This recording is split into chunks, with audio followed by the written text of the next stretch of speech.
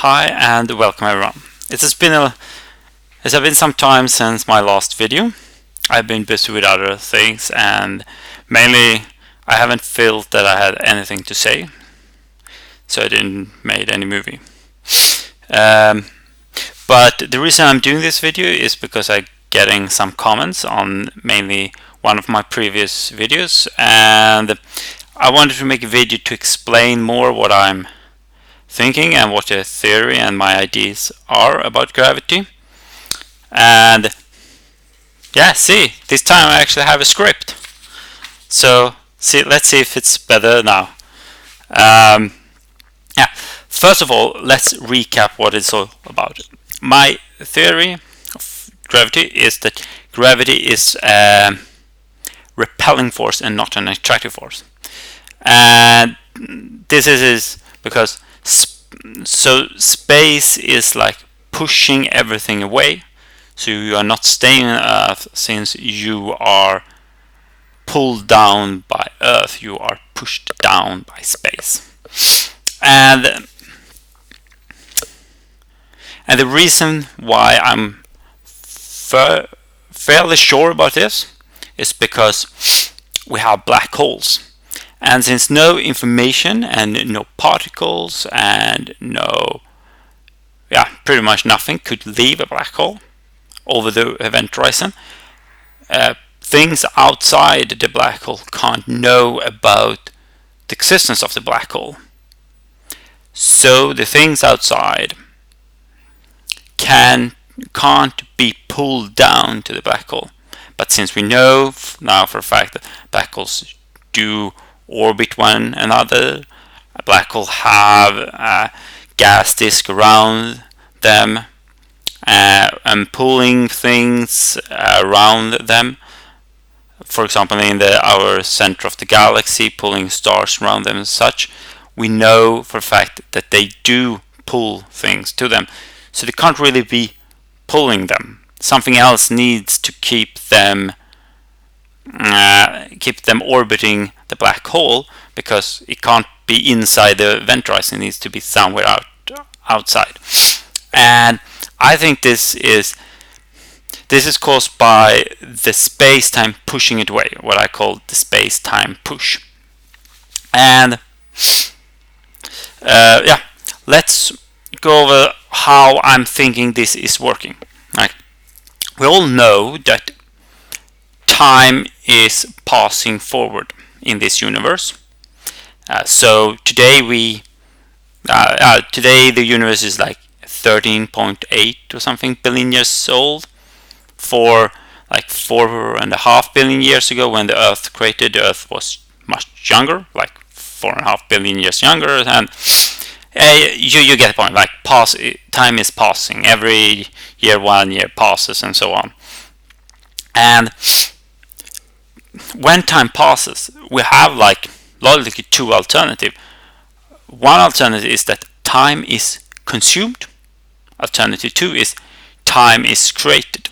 Like, are we getting more and more time as universe progress, or are we getting less and less time left until the end of the universe? I think it's that time is consumed and it's not created. So I'm postulating it.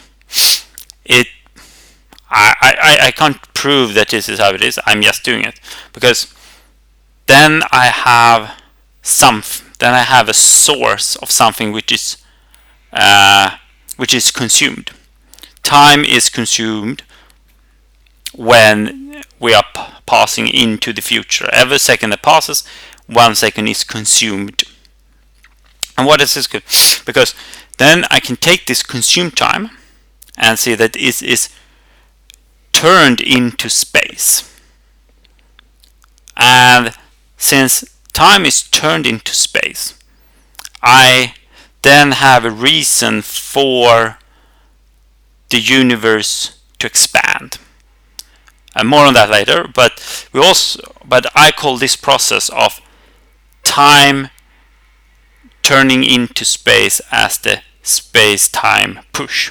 It creates a push when time is consumed and creating space. And that is where, and this process is experienced from as for us and all other objects as gravity. We are pulled together. And why are we pulled together? We are pulled down here by space-time push. And the question is, why do we not have space-time push? Or why is the push in the direction towards Earth? That is very simple. Earth slows down time. We know this for a fact. And since Earth are slowing down time, since Earth are slowing down the time,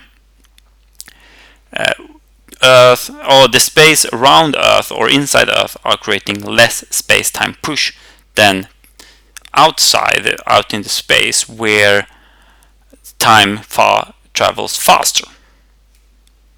And therefore we get a gradient of space-time push. So we are pushed more down than we are pushed up.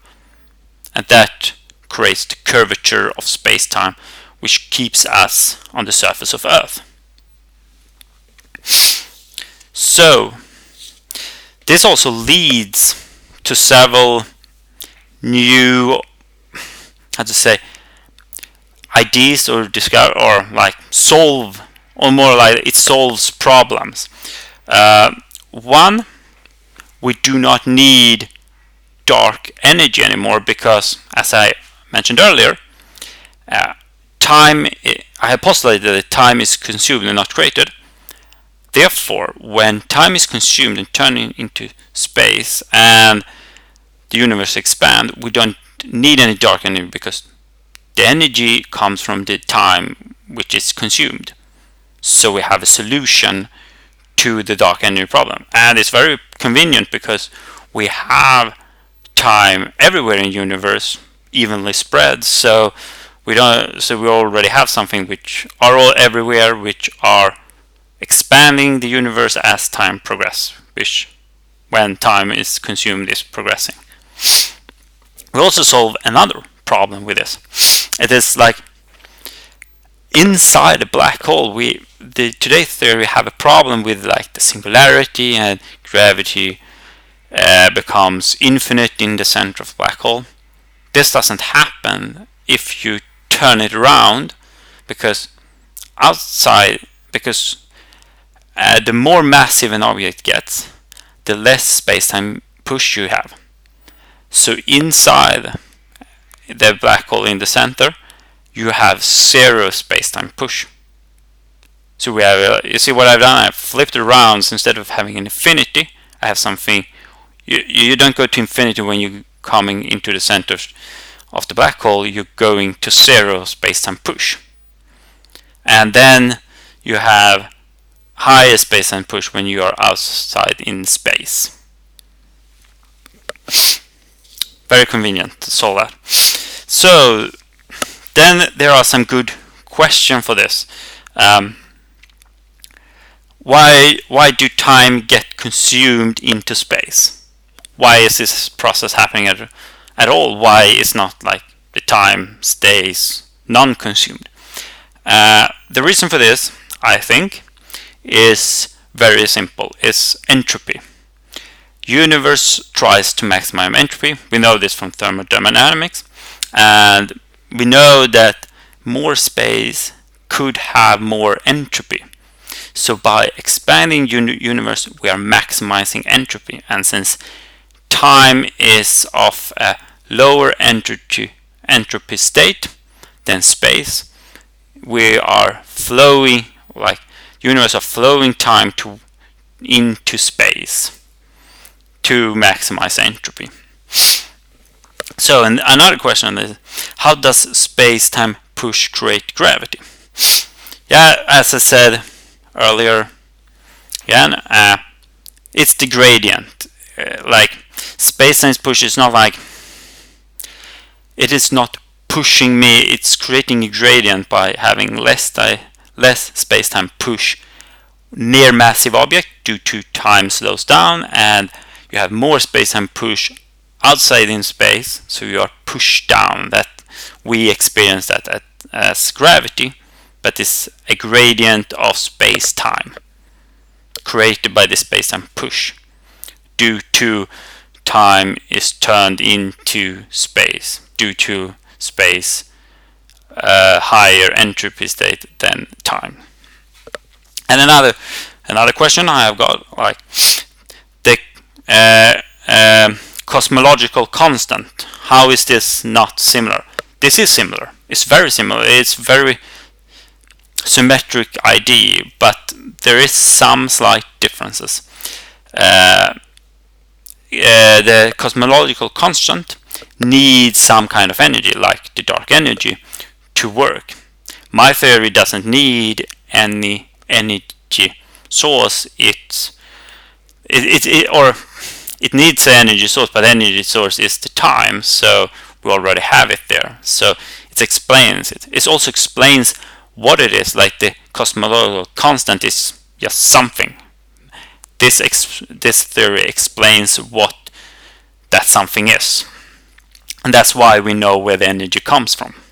So that's why I think this is a slight better idea than the cosmological constant. Yeah, and to wrap this up, I would like to thank all the subscribers and everyone who commenting. I hope this helps. This short video helps you understanding what I'm meaning and what I'm thinking. If not, like, go watch my other videos. I have a number of ebooks. All are free. You can go read them. If you still don't understand what I'm meaning, or if you have some issue with it, or you don't think it works with some observation you have heard of or some other theory, just post in the comment. I'm always reading all the comments, and if you need more answer, I will answer the comments, or I will make a new video, or I will do something. And remember to feel free to share everything I've done, like copy my ID and make your own video, or tell a friend, or anything. Bye, and hope I see you again.